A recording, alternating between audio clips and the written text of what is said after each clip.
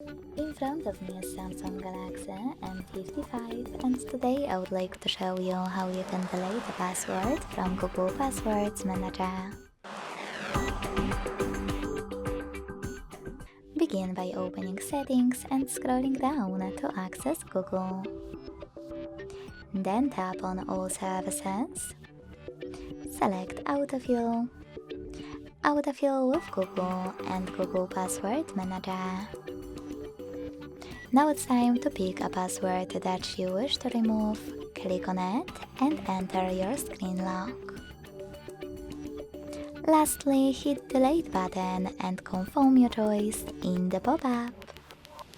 Thanks so much for watching. If you enjoyed this video, leave a like, comment and subscribe.